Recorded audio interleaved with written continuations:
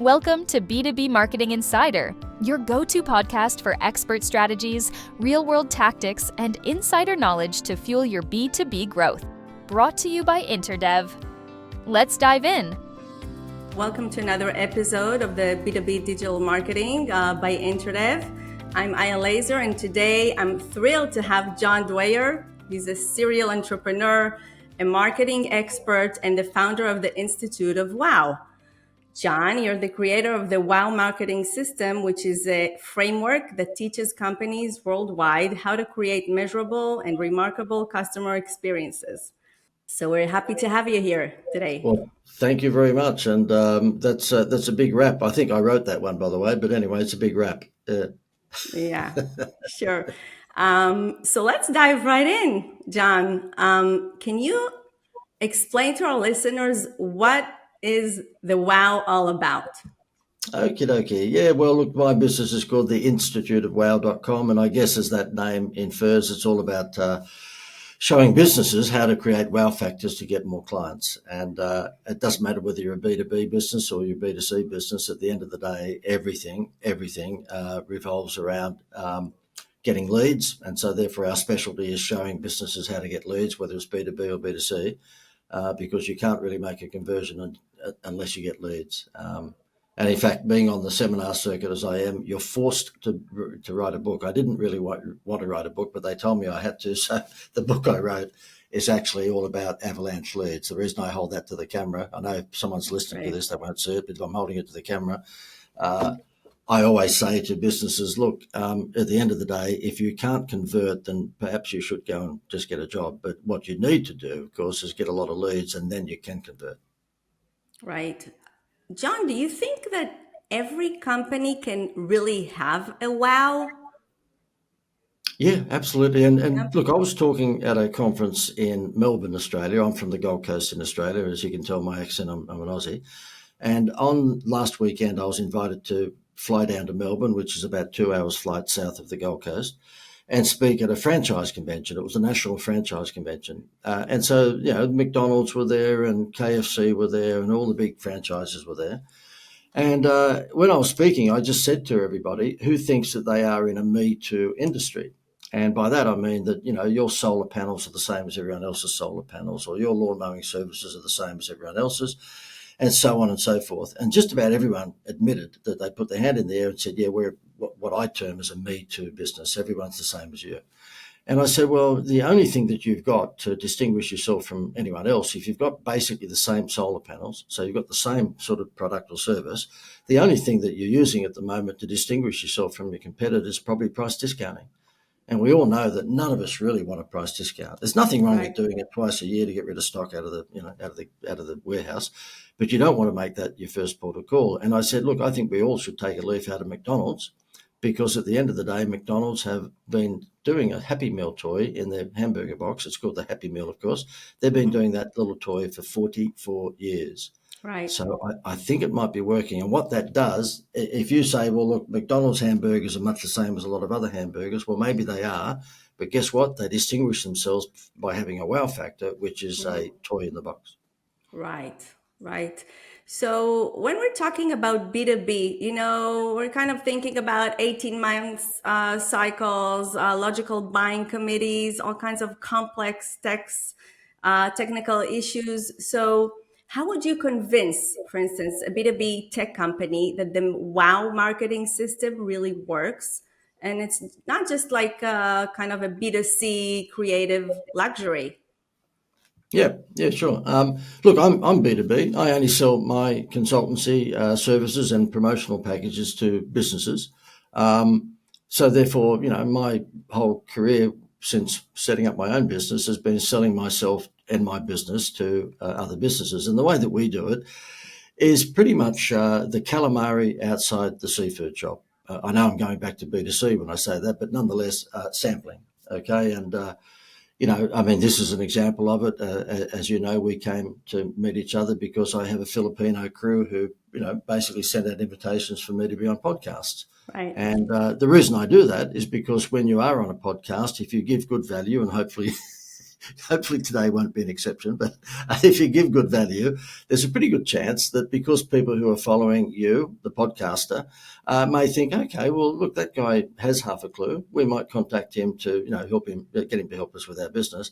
And we do a lot of webinars and we do a lot of seminars. And so therefore what we do is that we actually show some of the tricks. I mean, David Copperfield won't do this because he doesn't want to show you behind the curtain all of his magic tricks. But I find that you've got to do that. You've actually got to show your wisdom to people in a sampling so that they will then think, well, okay, it's worth knocking on your door and getting your help. And that doesn't matter whether it's a tech business or whether it happens to be selling furniture, office furniture to businesses. Give them a sample. And if you give them a sample that actually has statistics behind it, then it's even hotter. Right. So talking again about B2C, B2B, B2B is more of a maybe utility. Wow. It's might be less on the creative side, although we always, do a lot of creatives, but the essence of is the product, is the integration, is how fast it goes, it's the AI, it's all kinds of technical stuff. How do you take those elements and craft them into a wow? Because at the end of the day, everybody needs to differentiate themselves from their competition, even from their old version of their product and going forward. So how do you really do that in a B2B world? How would you target and find that specific wow factor for B2B customers? Now, does your audience lean mainly towards the tech world, the techie world? Yeah. It does. Okay. Yeah. Well, this particular example will probably be a good one. We got into the AI game about 18 months ago. We probably should have got into it earlier, but and we've created a product called AIGenienow.com, AIGenienow.com. And if anyone was to go to that site, you'll see that it's a AI receptionist service that we target to mainly tradesmen. We call them tradies in Australia. And so therefore it's a technical addition to their business, which, I know that we've all become very used to AI very quickly because it's moved so fast. But for the tradespeople out there, they're on the tools all the time because they're a pest control operator or they're a plumber or they're an electrician. So therefore they're not quite up with that technology like the rest of us behind a desk. And so we've said to them, look, you're a plumber, you're underneath the sink, you can't answer your phone, let us answer it for you. Now, there's lots of these services out there. We're not the only ones. But the fact is that we've been able to build a good income from that because we've delivered a service to tradesmen and also to restaurants and hairdressers and places that just can't get to the phone. So we have a robot answering the phone for them and basically acting as what a human would. And we've done very well out of that because what we've done is that we've actually given them a 14-day free trial. And so therefore what we've done is the calamari outside the fish shop. So we've given them a sample and around about 72% of those who take up the 14-day free trial end up going onto the subscription program. Right. And that, again, is practicing what we preach. That's AI technology and it's being sold to businesses. By the way, we just don't have tradesmen and hairdressers and restaurants. We do have other businesses, but those three areas we actually have concentrated on. Right. And we've been able to build that very quickly because we've given samples. And the outbound version of that, which is even more profitable for us, give an example, real estate agents. So therefore, we know that real estate agents find it very difficult to get listings. And what they do to get listings is that they put letterbox brochures in people's letterboxes and they do Facebook ads and say, look, can we give you a free appraisal for your home? And out of every 10 appraisals, they might get 2 or 3 listings over the months to come. And my view is, look, everything should be scalable. Instead of doing letterbox drops to one zip code and maybe just doing a few Facebook ads, why don't you let us bring 10,000 homes in your zip code area and we'll tell them what the value of their home is because we can get that online. Right. And so therefore that's what's happening. Our robots are ringing 10,000 homes a day for real estate agents. And we're saying that they wouldn't get to 10,000 with a telemarketing center with humans. They wouldn't get to 10,000 homes for like a month. But we can do that in around about 5 hours. And so the robot says, listen, Mrs. Smith, we don't lie. We say it's Julie, an AI receptionist from a research company telling you that, you're worth $1.2 million. Your home is worth $1.2 million. Her head explodes, of course, because she never thought that a home was worth that. And then the robot says, would you like that to be in writing? Because we can have a trusted real estate agent come this week and provide you with that appraisal in writing. Right. Shut the gate. It's all over. So therefore, instead of getting, maybe a dozen appraisals a month, these real estate agents now are getting hundreds of appraisals a month. And if their hit rate of listings from that is 2 or 3 out of every 10, you can imagine the results. Right. What do you think in the balance between a marketing function and the product function, like the wow factor? What do you think would work better, or is it a very general question? Depends on the product and the company. No, it's a very good question, because these guys, I'm holding up an iPhone for those who are listening to this, but if you're watching it, you'll see I'm holding up an iPhone. They don't need me. They don't need my help. I hate to say that, but they don't need John Dwyer. And the reason is because they already have a wow factor in here, okay? It's pretty hard to beat the wow factor of iPhone. And of course, because they come out with number 15, number 16, number 17, they're improving those wow factors all the time and getting more money out of us. And look, the fact that they don't need me is not just because it's a wow factor, but they're brilliant marketers anyway. The people who need me have got we call a Me Too product. So the people who need me have got a product that might be clever, but there's lots of those clever products down the road. And so, for example, in our AI Genie business, where the robot rings 10,000 homes for a real estate agent, we put cream on the cake, because when the robot says to them, would you like one of our trusted real estate agents to come and provide you with that appraisal in writing? And if you say yes, we'll give you a free vacation. And so what happens is that we actually put a wow factor into the offer. We have a travel partner that gets access to hotel rooms everywhere throughout Europe and America and all sorts of places. And so therefore we get these vacation vouchers for nothing. And so therefore what we do is we give them to businesses as a Happy Meal toy to give away when they're trying to attract customers. And so therefore what we will do, if it happens to be a Me Too product and it looks very similar to your competitors, we'll have something like that. We'll have an adult Happy Meal toy like that will take their eyes off the price and make them think seriously about going with that particular business. That's very smart, very clever. Could you share with us what would be your process for finding the first high impact wow opportunity for a new client? Yeah, okay. Well, again, I know that you're tending to lean towards the tech industry.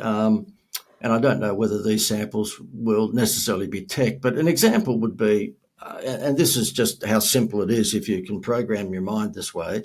We had a client a little while ago who happens to be a turf farm. So he sells grass to people for their front yards and for their backyards. And he came to a seminar that I was speaking at, and I'm going on about my wow factor and this, that, and the other. So he came up to me at the end of it and joined our coaching program. And he said, look, I've got a difficult one for you, because he said, I've got around about 3 miles worth of turf, as in grass. And he said, my target audience are landscapers. We don't want to sell one home's worth. So therefore, we're not after Mr. and Mrs. Jones who just get, their front yard worth of grass. We're after landscapers, because they buy more than one home at a time. And I said, okay, well, what do you think would be something that would be a wow factor to them? And he said, I don't know, you tell me. I said, well, I reckon that 99.9% of landscapers are men, and men like beer. So why don't we do this? Why don't we offer them, for every home's worth of grass that they order from you to go out and then do the landscaping, how about we give them a carton of premium beer, not ordinary beer, but the premium beer that normally only people in suits and ties would drink. And that's what we did. So we sent out, because a lot of the landscapers are technophobes, and so therefore you can't just email them. So we sent out a mailer and we emailed them and said, look, for every home's worth of grass that you get before a certain date, we will give you a carton of premium beer. He rings me 5 days after we launched the program, because we got a list of all the landscapers. So we sent everything out to them by email and by snail mail.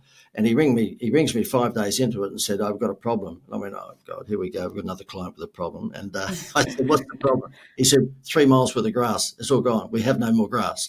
Wow. And I said, what? He said, we're actually buying grass from other turf farms to keep up with the demand for the beer. And he said, I'll tell you how crazy that was. He said, I had one landscaper who was a pain in the you-know-where.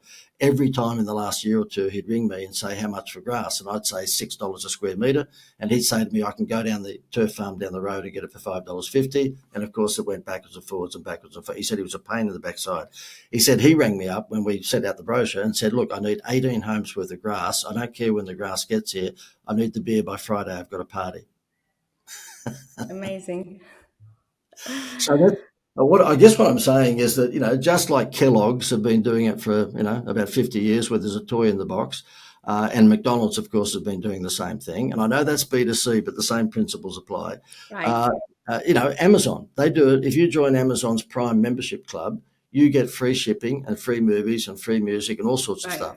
Mm-hmm. Again, that's B2C. And what I say to people, if you're thinking about incentive-based marketing, make sure it's a good message to market match. So if I was to, for example, walk into a menswear shop and buy a sports jacket, if they gave me a skateboard, that would be ridiculous. But if they gave me, a movie voucher for my wife and myself to go to the movies, or they gave me a dining voucher, that would be sensible. So all I'm saying is that if you're doing B2B, then make sure that whatever you give as a Happy Meal toy is appropriate to that audience.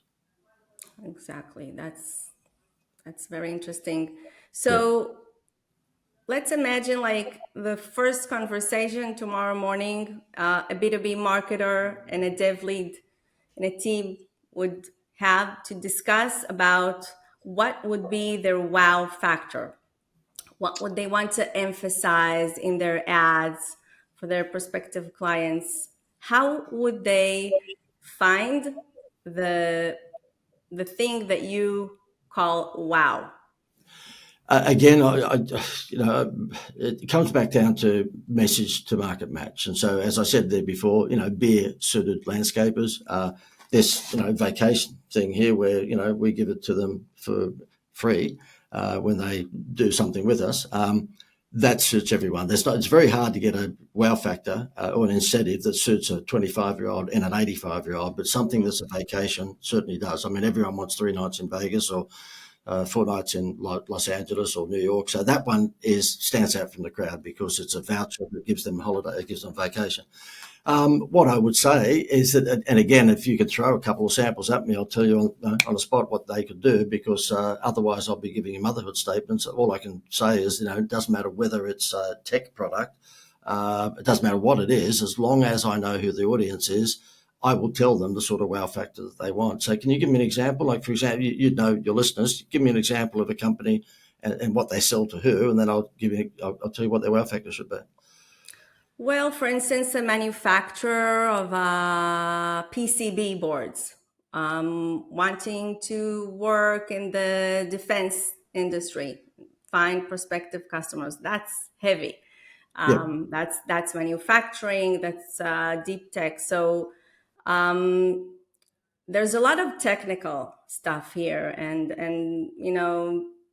clients and the ones who are the decision makers are many times, for instance, engineers, and they're not people that go for the all kinds of flashy stuff, but are looking for serious technological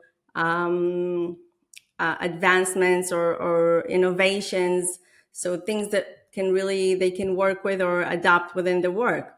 So here, there's always the thin line between how deep do you go in your campaigns or in your messaging to show the benefit of your product, your solution, your services, versus what we call the more marketing aspect, the creative one that adheres to the why. What's the main benefit that I'm getting out of it?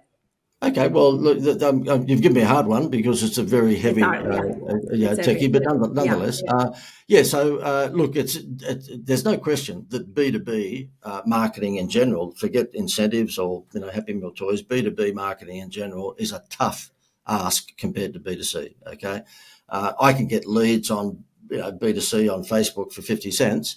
Right. But if I'm looking for businesses to use my services, I pay Zuckerberg $50, $60, $70 a lead. And so B2C is much easier and much cheaper to get to. And of course, with B2C, then whoever you're talking to, whether it's the husband or the wife or the teenager, they can make a decision themselves. Whereas B2B, of course, you've got to get through the gatekeeper to start with. Exactly. And then there's probably going to be 3 committees and so forth. And actually, most of the queries, whether that would be in search or, the people who are browsing in the feed, and most of them, like probably 90% at least, would be people who are B2C oriented and not B2B. So you got to find them in their own platforms. That would be LinkedIn. And in Google Ads, it's very difficult to nail them because you get a lot of search queries that are basically B2C queries and not geared towards B2B. So yeah. No, and look, there's no question. I mean, when you look at all the platforms, whether it's TikTok or Insta or whether it's Facebook and so forth, B2B certainly favours LinkedIn as probably the platform that you should use. But of course, there's a lot of middle management in LinkedIn, and so therefore, we've come across this ourselves. It's difficult to determine who the real decision maker is sometimes, because they say that they are the vice president, but you find out they're the sales junior. But regardless of let's just say we get to them, because it is hard to get through the gatekeeper and it is hard to get to the decision makers, even with LinkedIn. Then the best way to get to them, we've found, is actually invite them. And this is what the radio and TV stations used to do back in the day: invite them to an event. Okay, and that event might be online or offline. If it happens to be offline and you've got a Maradona-style soccer player star that's at the dinner, they will walk over broken glass to get there. And so what we say, look, you've got to have a chocolate, unless you are, in my instance, because a bank down under, I did this promotion for get a home loan, get a free holiday. Well, we call it holiday in Australia, but get a free vacation. And as you would have seen on my bio, I got Jerry Seinfeld to actually do the ads. And so therefore, I flew back. I'm name dropping, I know, but this will get to answer your question. So I would fly backwards and forwards to New York over 3 years, and we got Jerry Seinfeld to come on TV in Australia and social media. And he said, look, swap from the big banks like the Bank of America across to this particular building society, and you get a free vacation. Now, they took billions and billions and billions of dollars worth of extra home loans. And this idiot who you're talking to didn't do a door deal, by the way. I did a consultancy fee. So I'm a complete moron. But anyway, they did very, very well out of it. And even Seinfeld said to me at one stage, because when I got there for the 3rd year, and it just had exploded. And he said to me, I get JD for John Dwyer. He said, JD, are you getting a piece of this? I said, no, I'm an idiot. You got to understand, I'm a complete fool. And he said, the reason I've got so much money is I've got residuals on my TV show. Every time they play the TV show in the world, I get money. I said, yeah, that's because you're smart. I'm an idiot.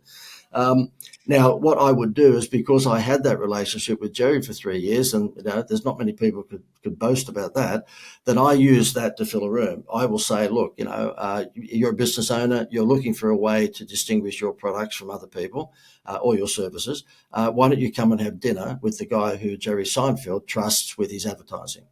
Now, that's a hell of an endorsement. And so therefore, it would be better if Seinfeld was there, by the way, but he won't do that for me. And so there, I've got Seinfeld all over the place. And if you looked at my website, I had a shot. I've seen Jerry Seinfeld all over your website. Yeah, I've milked the living SHIT out of that. And I remember on the 2nd year, I said to him, Jerry, you don't have a website, because he didn't at the time. And he said to me, why do I need one? He said, I've looked at yours. I'm on there more than you are. So anyway, I milked it. And of course, who wouldn't if you get something like that? So therefore, and I've got Jerry on a funny little video saying, oh, JD, you're the best. He said to me, I'd like to say you're the best marketing guy I've ever worked with. And I go, oh, thank you, Jerry. He said, no, I'd like to say that I can't, So we've got lots of little gags like that. Yeah. And so I milked the daylights out of that to fill a room. Now, in the instance of someone that's, trying to get into another business, whether it's techie or otherwise, I would strongly suggest that what you should do is your version of that. And that may well be that, you didn't work with Jerry Seinfeld, but you might be able to get access easily to a talent agency and get some sort of celebrity or sports star to be there on the evening. You call that your chocolate chip cookie, because if you're not someone that's well known or engaging, then what you might like to do is say, look, come and have dinner with me. And you're going to be able to have dinner also with a famous celebrity or, a sports star. And, of course, you do the right thing. When they come to your dinner, you make sure that sports star is interviewed for, 15, 20 minutes, whatever it might be. Right. But guess what? You've just got 50 or 60 or 100 bees for your honeypot. And Right. that's when you've got past the gatekeeper, because the gatekeeper will not stop the boss from going to that function. That's true. Yeah, I think for us, we're so engaged in digital marketing for B2B companies, products, services, solutions, and it's all very technical and competing on, the features, better value, better results, innovation, and sometimes what I call the human touch, like the basic good old marketing that you're talking about, like just simple as that, finding the wow, something that's, finding the common ground and pointing at it and talking about it, can really do a good job. Yeah, well, I keep on telling you, I've got 6 millennial children, so we're the good Catholic family, and they're in their 20s and early 30s. And, I always say to them, well, firstly, they better make sure that if they put me at any time in a retirement village, it better be the Palazzo Versace because of the vacations we give them. But when I talk to them about, I guess, marketing, and 3 of them are married with little kids, and so therefore they're interested in what I've got to say because they always want to know, how to create a side hustle online or what have you. The other 3 are not married yet, so they don't care what I think. But I always say to them, look, go into a business that is not Me Too, that is a unique product. And if that's not possible, and it probably isn't because there's not that many iPhones out there that are unique, right? Then make sure you go into a business whereby you can actually get to the decision maker. So Right. in my instance, if I'm inviting businesses into a webinar or into a live event, and webinars are great because they can be anywhere around the world, just like we're doing this here now, then I, make sure that when they do register, we put them through the hoops. We make sure that they fill in a form whereby we know pretty much all about them. Now, I don't ask for their blood group or their wife's maiden name, but nonetheless, I do ask enough questions to know, who's a good prospect and not. And even in the seminars, and a guy who worked for Anthony Robbins said to me, can I steal that idea? And I said, yeah, because even Anthony Robbins doesn't do what I'm about to tell you. We colour lanyard them based on their turnover, so I know who to talk to. So therefore, when they fill in the form online to come to the seminar, a live seminar on stage, then I look out into the audience. If they've got a red lanyard, I know that they're doing under 500,000 turnover. I will never talk to them, okay? If they have a gold lanyard, that means they're doing over $2 million. I will sell them. I'll sell my firstborn. So the thing is that what that's called, of course, is, and I'm being sarcastic, but the thing is it's market segmentation. So therefore, we know who's in the room because I can see whether there's a gold or silver or red lanyard. And so I would suspect that even if you are holding an event, and you can't do that, of course, online, but, because you can't see them. But if you're holding a live event, then you might like to make sure you do something like that so that you can segment the prospects into, Olympic gold, silver, or bronze. Yeah. Right. Okay. Nice. I have a question for you, John.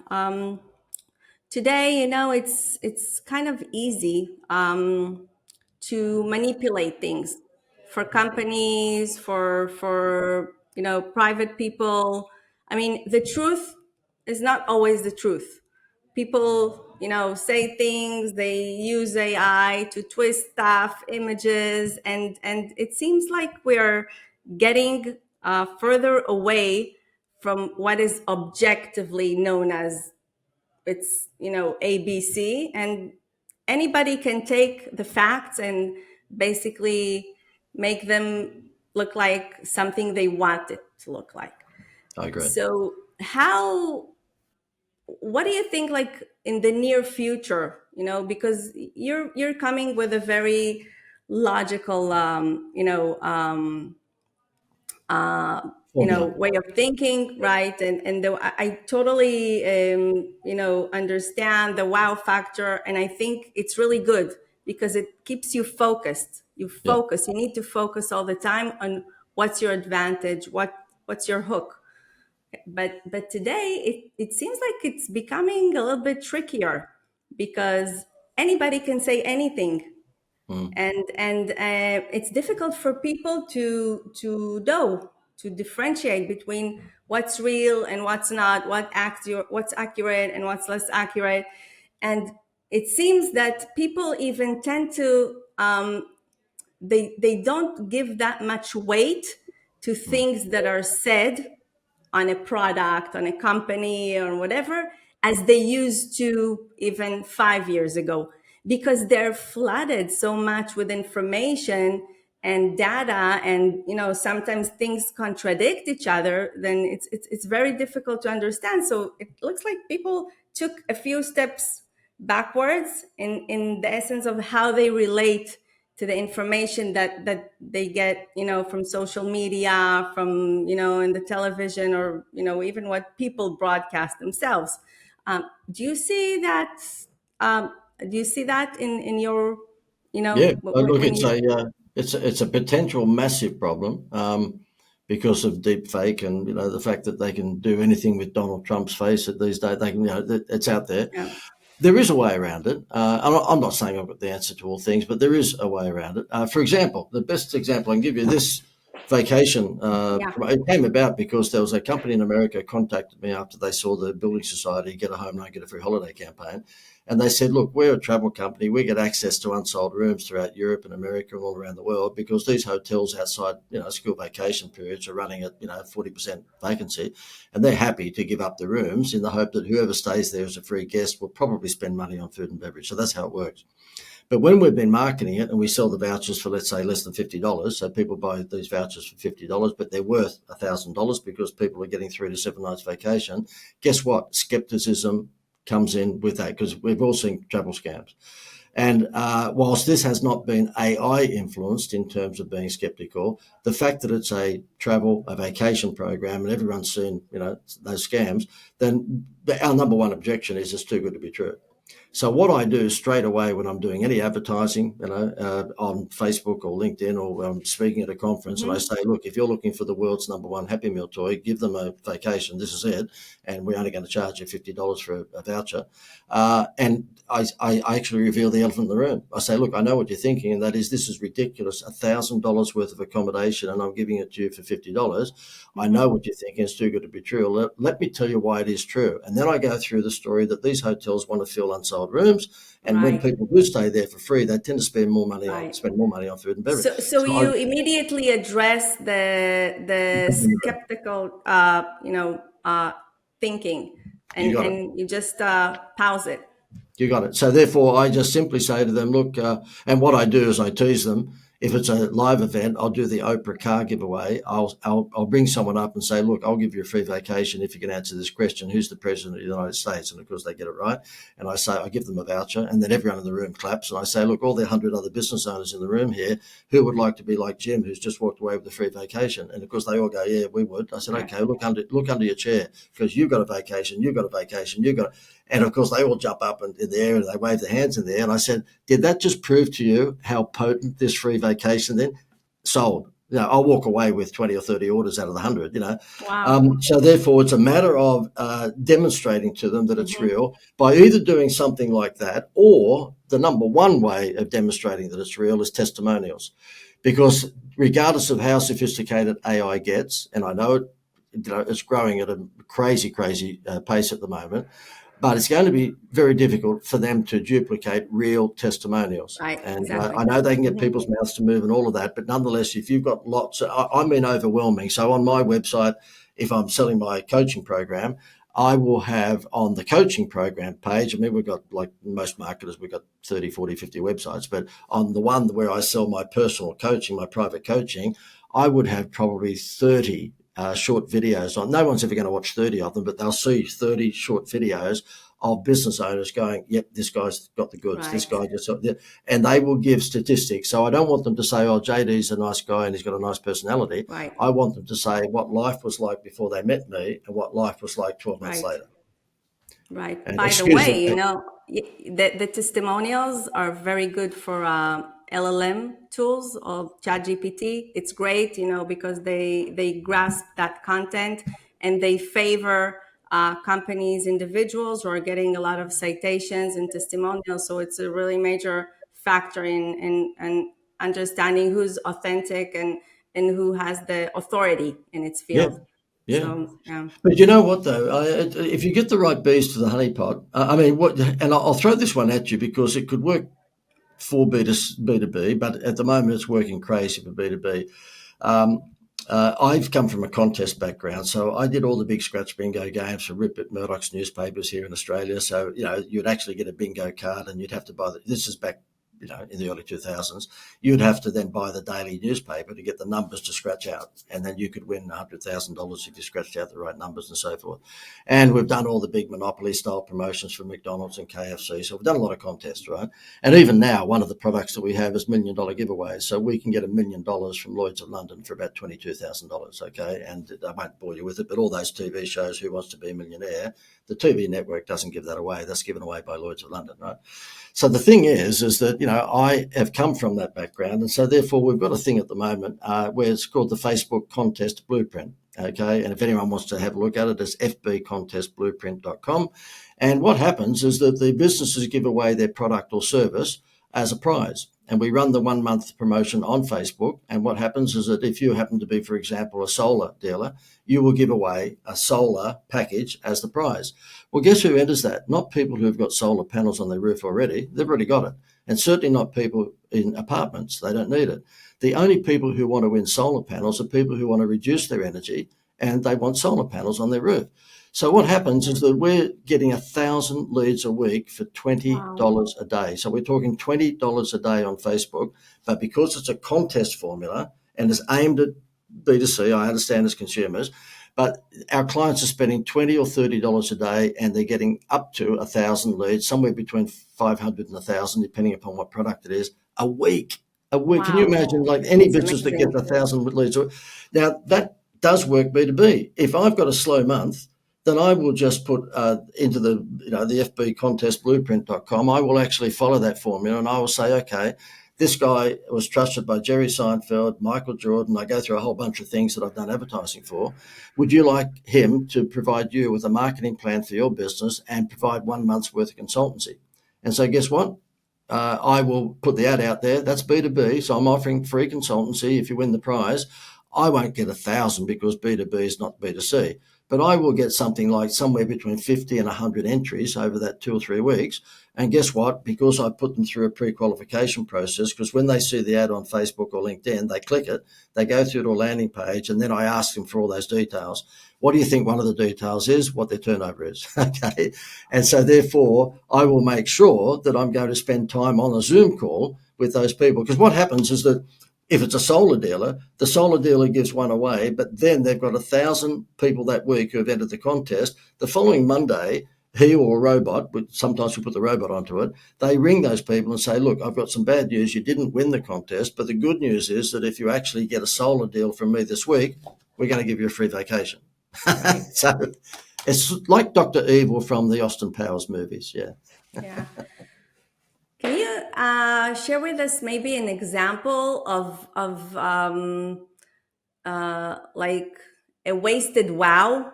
Like, I mean, a company deciding to bet on a specific wow, which turns out to be not that great. And what's the reason for it not to be so successful?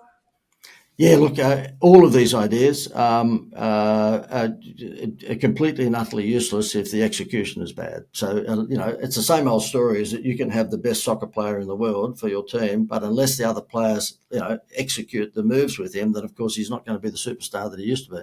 Okay. And so when we give all these things to people, whether it's to win $1 million or whether it be petrol discounts at the gas station or whether it be the free vacation, whatever it may be, what we try and do is as much as we possibly can done for them, because we know that if we give it to them, there's a good chance, because particularly if they're a small to medium-sized business, there's a good chance they're going to screw it up because they don't have enough people working for them to do it. Probably a good example of this was a coffee chain in Australia, so a cafe chain with around about 150 cafes around Australia. So not McDonald's, but it's a decent cafe chain. And they said to me, listen, we want to sell more coffee. Surprise, surprise. They said, we're selling enough croissants and we're selling, sandwiches and salads and everything else. But the big money is in coffee because, a cup of coffee costs them 50 cents, but they sell it these days, as you know, for $5 or $6. I said, okay, leave it with me. So therefore I came back to them and I said, okay, I've got an idea for you. At the bottom of the coffee cup, when people are finished, there's normally nothing there. How about we actually put on the bottom of the coffee cup, you need a second one. You want a second one, okay? So in other words, you've just finished your cup of coffee, and then in the bottom of the cup, it says to you, and we had all sorts of sarcastic phrases, but that was one of them. You want a second cup, go on, Okay. do it. We tested it at 5 of the coffee shops, and those 5 coffee shops in 1 week went from an average of $8,000 a week to $17,000 a week just because of that. So it wasn't a Happy Meal toy as such, but it was a creative way of getting people to think about having a second cup whilst they're sitting there, right? And you know what? I said to them, look, do that. And what they said to me, of course, they were run by accountancy style people. So they're left-brainers, which means they hate right-brain people like me. Because they're going to work out a reason why not to do it, whereas I'm going to say, for goodness sake, give it a go, And after the testing that we had in these 5 cafes, and it went stupid, I said, okay, let's go national. And what happened is that because this is ridiculous, because they would have had to buy new cups and saucers for each one of the cafes, which would have set the cafes back about $2,000 each, right? They would have made that back in half the week. You know what they did? They sent their current coffee cups, right, from the other 140 stores. They sent their current coffee cups to a stencil company to actually stencil on the bottom of their coffee cups the messages, right? And guess what? After 1 week, the messages had all disappeared. So therefore, I was feeding strawberries to pigs, and so that was an abject failure, and what a shame! It was such a fantastic idea. Right. I've got to give you this one. This is a silly one. Little country town. Get contacted by the lady who owns a hair salon. And I know this is B2C, but your listeners will get a bit of fun out of this. And she said to me, oh, JD, listen, I've seen all your stuff online, blah, blah, blah. Can you help me? Because I've been here for, 29 years and I've never had a little country town. It's, one hotel, one coffee shop, one hairdresser, and all of a sudden a hairdresser was opening up across the road and doing men's haircuts, which I charge $50 for $10. I said, oh, okay. She said, look, the only thing I can do is drop my men's haircuts from $50 down to $9. I said, no, don't do that. Don't do that. And she said, well, what am I going to do? She said, have you got any of that wow stuff? I said, yeah, leave it with me, right? So anyway, the lady across the road was charging $10 for men's haircuts. And Kimberly, this lady's name was, she wasn't so much worried about just losing the men, but when men went across the road, there's a good chance their wife probably, who spent $300 on a haircut, might say, look, I'll go there too.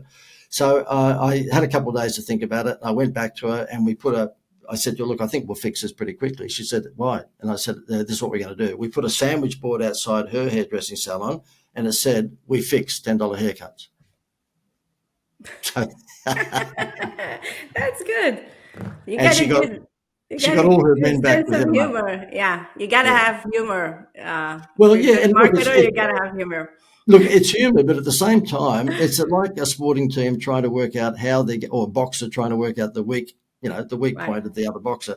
In this instance, $10 haircuts is ridiculous. And this lady who opened up across the road obviously was using the men to try and get to the women who will spend $200 or $300. And so what was the weak spot? The weak spot is that you get what you pay for. If you pay $10 for a haircut, there's a good chance it's not going to be good. That's true. By the way, what you call the wow factor, is that a one-time attribution for the company, or like would you recommend to refresh it once in a while?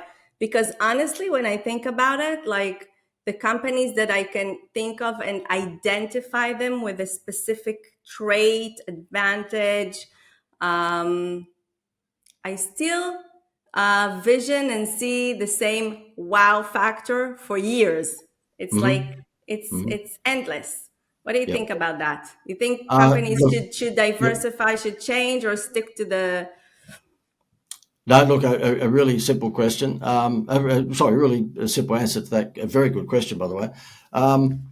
The Beatles kept on wowing and wowing and wowing because, they went from being She Loves You, yeah, yeah, yeah, to the whole Sgt. Pepper's thing where, they went through a different phase. And Taylor Swift is doing the same thing at the moment.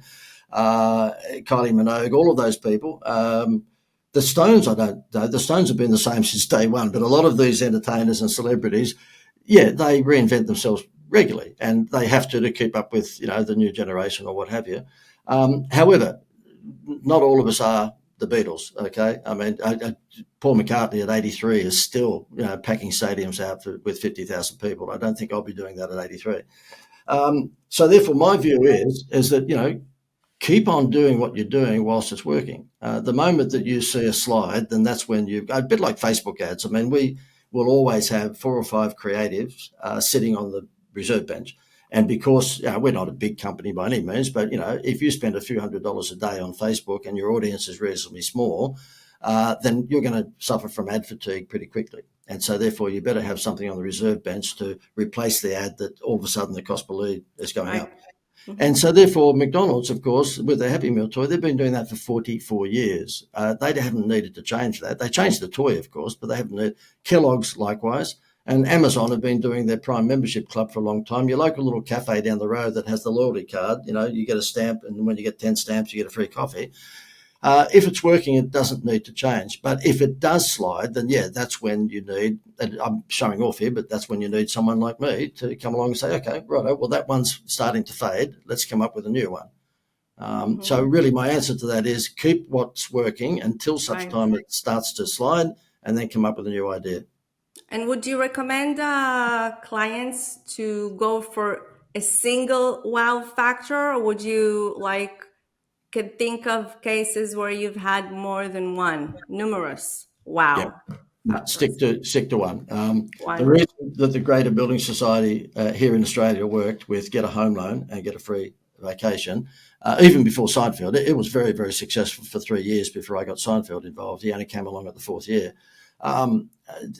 Basically, I kept it to 9 words, and I'm dealing with accountants, and they're very difficult people to deal with if you happen to be creative, because they haven't got a creative bone in their body, and they will always look for a reason not to do something. I would say, why not? I go, why not? They go, no, why? I go, oh God, here we go.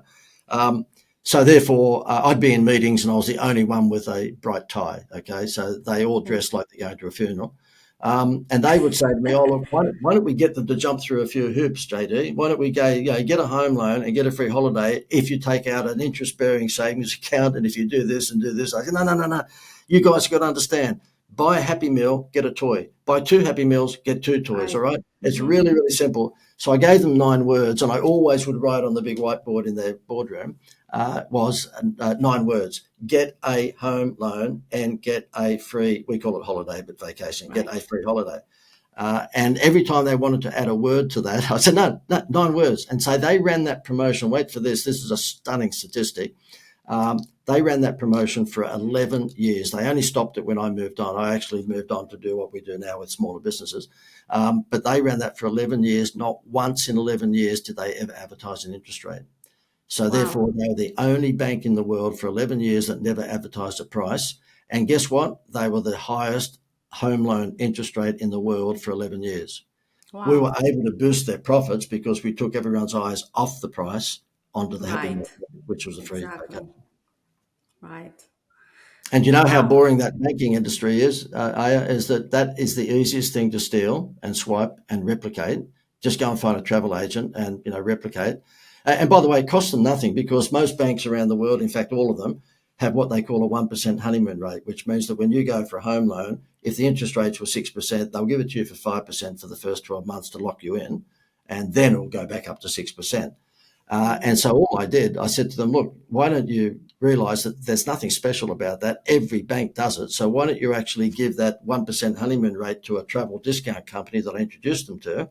And then basically it's cost neutral. And so therefore the holiday was paid for by what used to be the 1% honeymoon rate.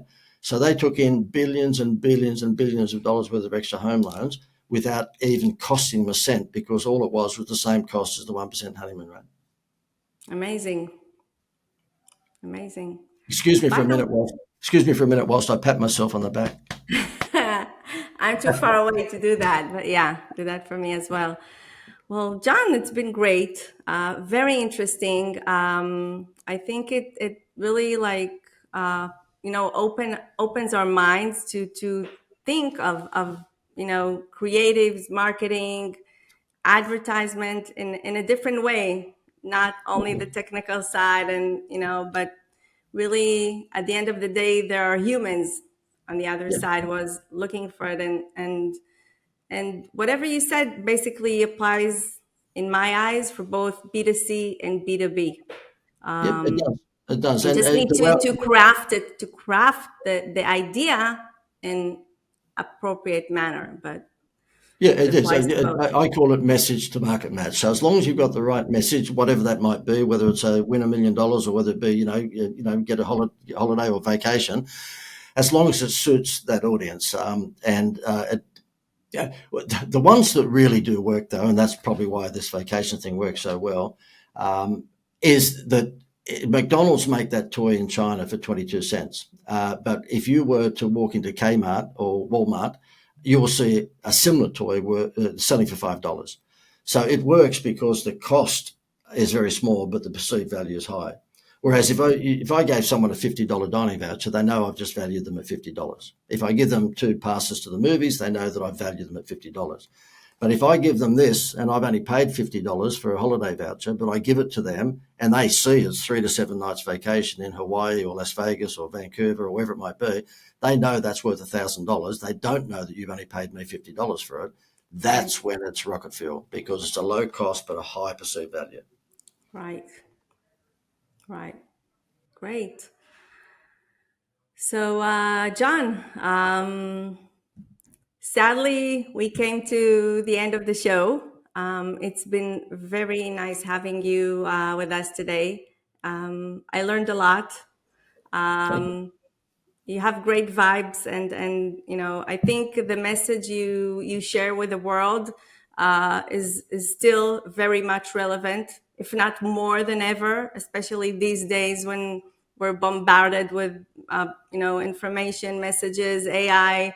I think the ability to focus and to get to nail the advantage, the hook, and something that people remember and they can remember for a long, long time is priceless, as opposed to ads that go back and forth all day and you don't even remember what you saw a minute ago. So I think it's stands the test of time.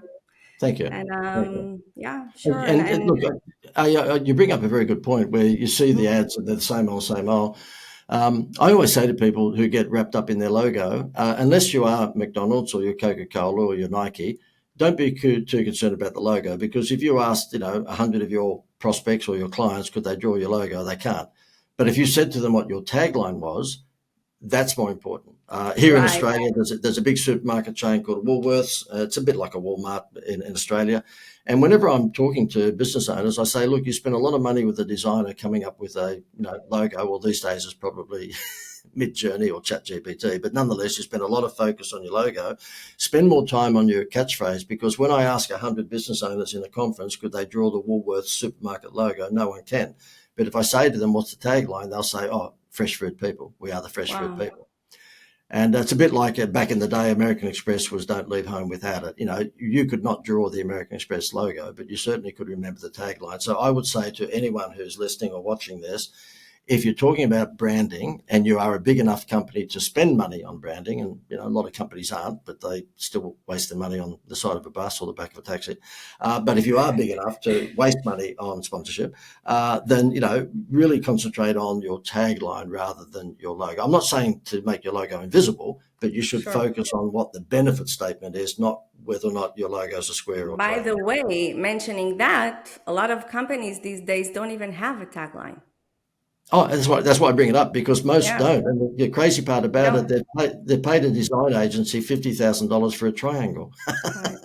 Yeah, I think sometimes I can sense that it comes from the difficulty or them unwanting to abide to something specific. So they don't want to identify themselves with something that adds up to 3 words.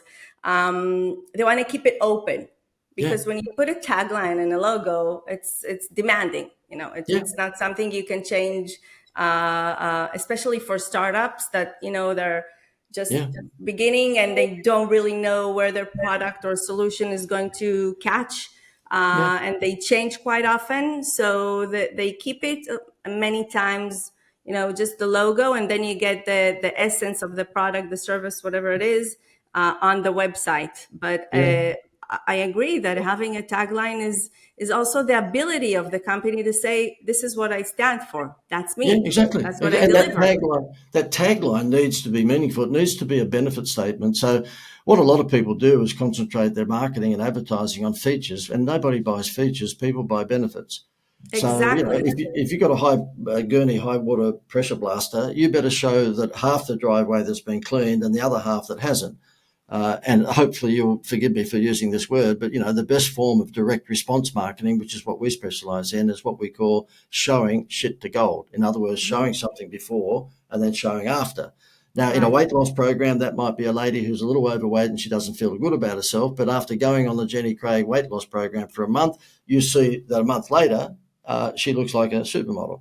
And so really at the end of the day, whether it's B2B or B2C, it's all about making sure that you The, show the benefits of your product, not the the features. value, the Well, yeah, value. if it was the Yeah. features, then the weight loss company would show on all of their advertising on Facebook a bowl of rice, because that's what you have to eat if you want to lose weight, just rice, all right? But they don't. They show the lady who's sad and she's not really feeling well about herself and she's a little overweight, but she goes on the diet program, and then, of course, a month later, she looks like a supermodel. Right. And that's what most people don't do, because they're going to a bearded hipster who owns an advertising agency. Excuse me whilst I just flick my ponytail. And the 23-year-old who has no experience whatsoever will say to them, "Oh, we've got to get your name out there." And I say to her, "Well, how's that doing? You get home at dinner tonight and you're sitting at the table and you say to the children, 'We've got 152 likes today.' And the kids go, 'Thank you, Daddy, but there's no food on the table.'" Right? So you just got to be careful with the vanity metrics. It's all about building sales and revenue, not necessarily, well, certainly build your brand, but not in isolation. Make sure you're selling stuff at the same time. Otherwise, the family might not be able to eat. Right. Right. Great. And by the way, if Okay. you don't mind me plugging, I'm sure I've teased a few people with it. If they want to go and have a look at the vacation thing, it's at vacations, plural, vacationsincentive.com. And if they wanted to contact me, it's the instituteofwow.com. Sure. Yeah. John has a great website with a lot of information, how you can contact him regarding your services, your workshops. And I highly recommend. So John, thank you again. And maybe My we pleasure. will meet in the near or future Oh, well, future. I'm sure this is going to be like Crocodile Dundee. There has to be a sequel. Okay, we'll think about that. Maybe we can think of a case study Well, for essentially, I was thinking, while we were speaking, if I could, uh, show you, for instance, a case study of a B2B company which really combines features, innovations, and of course value, and then think, help the audience understand the how you tackle the issue, what you're looking at, what are the pros and cons for um, uh, assigning the wow to this or to that, just the way I would love to how do. you I'd love to work, do how that you because think of things. I'd, Yeah. I'd love to do that because the thing is that on my website, the instituteofwow.com, I've got a case study tab up the top, and if anyone clicks on that, they could be there for days. And the reason I put all of that in there is, I'm a baby boomer, and so therefore you're going to get a bunch of young business owners go, "Oh, look, what would he know? I mean, for goodness sake, he's in God's waiting room." So therefore, to combat them going, "Oh, look, I've got to go and see a 25-year-old," I always say to them, "Look, if you wanted heart transplant for your business, then don't you want someone that's been doing it for a while? Let's just say you needed heart surgery for yourself. Would you go to the 25-year-old who just got out of college and had a medical degree, who says, 'Look, I haven't done this before, but I'm going to give it a good shot'? Or the guy that's done it for 3 or 4 decades who does heart transplants in his sleep?" And of Right. course, the answer is the latter. And I always say to people, look, with wrinkles comes wisdom. So I had to practice what I preach. So on my website, there's a case studies tab, which if you go on there, you'll see case study after case study after case study after case study. Now, I didn't put the ones in there that didn't work. Okay, I've only put the winning ones in. But there's enough evidence there to, prove to people, look, this guy might have half a clue. And each one of them, every single one of them is what we call direct response marketing. And direct response marketing is basically problem solution marketing. It's, you've got a problem and we've got a solution. I mean, we're launching next week. And the guy's given me equity in this because he knew the value I'd bring to the table.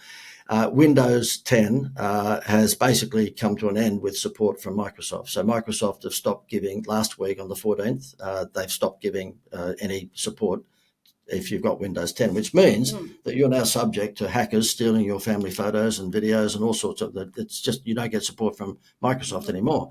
And so therefore this computer genius that knows me has come up with an alternative operating system.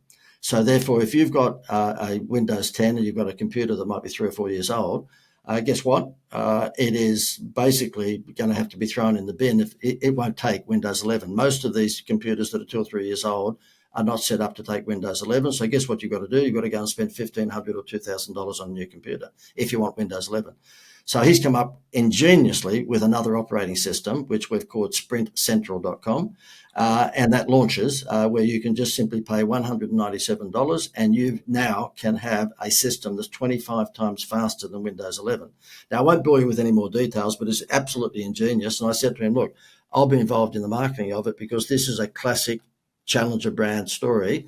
It's basically like Richard Branson when he came to Australia with Virgin Airlines. He said, keep the airfare. The moment he said that, we all thought Qantas must have been ripping us off. Keep the airfare, right? In this instance, it's so easy to go after Microsoft because basically we're saying, look, your computer's not broken.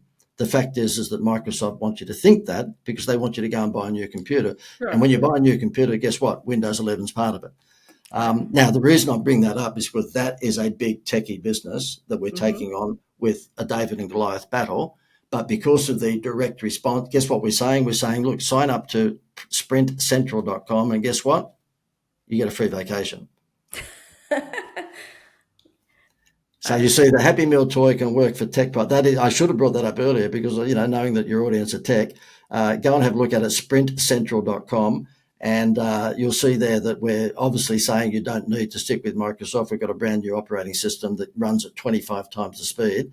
To give you an idea of the comparison, he had a 2-hour PowerPoint presentation with lots of video, putting it through the Windows system to download that.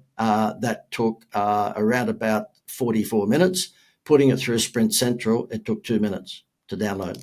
Wow. So this guy's a genius. He's absolutely a genius. And when he brought this to me a few months ago, I said, oh, look, this is great. But look, how about I have a piece of it? So thankfully, he was very kind and gave me a piece of it. But again, that product there is a techie product like no other techie product. It's the ultimate techie product when you take on Microsoft. And guess what? We bring in the Happy Meal toy. You get a free vacation. But tell me, why do you need the free vacation? It sounds like it has a very strong value. So you really need to convince people with a free vacation for probably signing not up because, to that product. Probably not. I guess we could say to Amazon, why do you need to incentivize people for the Prime membership? Because at the end of the day, you've got people already on Amazon, and they would say to you, well, we're going overboard. I just think that again, it's probably my wow thinking. Why not? To me, because it's not costing me a lot of money because I have got the vacation system. Why not? Why not do it? There'll be fence sitters who think, oh, will I stick with Microsoft or will I come across? And if you dangle this in front of them and say, look, you can take your family on a vacation 3 to 7 nights absolutely free, pretty good chance for a lousy $197 they're going to put it to the test. Yeah, this is for paying customers, right? Yeah. Not for people who just register for free. No. So they buy Sprint. Yeah, so they come on just to sprintcentral.com and they pay the $197 US and they walk away with not only what we believe is a better operation system, but also they walk away with a free vacation. So what I try to do, and I'm not saying that every one of them is successful, but what I try to do is make sure that the wow is so compelling that they've just got to say yes. Right. Although it makes me think, like if the product is really good and it's required and it saves people a lot of money, then, how would you name the wow if you didn't give those free vacations? Oh, easy, Because because, it's like giving the free vacation is like even a little bit out of context here, in my opinion. Like, what's it got to do with the new version of Windows, et cetera, et cetera? I mean, it's like it's got everything to do with it, because there's 440 million, estimated, nobody knows for sure, but it's estimated there's 440 million people with Windows 10 on their laptops or their computers. And of that 440 million, around about 40% of them are just normal homeowners. They're just at home on their computer. They're not business owners. They're just not.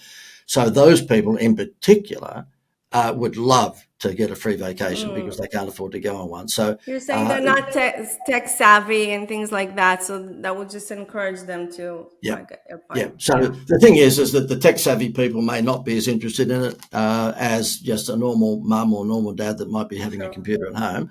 But of the 440 million Windows 10 computers, these are computers, by the way, that are estimated to be 2 or 3 years old and cannot have Windows 11 loaded on it. So the only way they can get Windows 11, and now there's no support for Windows 10. So therefore, good luck, because all your photos and all your files are at risk of being hacked. Right. If you actually swap across to Sprint Central, which is the only other operating system in the world, we believe. I mean, the best knowledge that we know, this guy is a genius. He knows what's going on. And he said to me, look, there's no other operating system out there. I've been working on this for 12 months. The thing is that if almost 40% of that 440 million people are just normal everyday people, then the vacation will be a big deal to them. That's a pretty big Happy Meal toy. Right. Yeah, I get your point. Right. Okay, John. So have you got a headache? Have you got a headache now? Have you got a headache? What time is it in Australia now? We're just coming up to midnight. Midnight. Yeah. So therefore, I reckon I will go for a coffee before I hit the sack. Sure, a coffee with another zip. Yeah, that's right. With maybe a little bit of alcohol in the top. Yeah. Yeah, great. Okay, so thanks again for joining us, John. It's been great and educational and inspirational. And then I hope to see you again and talk again and maybe, run a case study together. Would love to. All the best. Great. Take care. Bye-bye. Thank you. Thanks for tuning in to B2B Marketing Insider, brought to you by InterDev. We hope you found these expert tips and real-world tactics helpful for fueling your B2B growth. To stay up to date on the latest strategies and insights, be sure to follow us and check out our website at inter-dev.co.il. Until next time, keep innovating and driving results.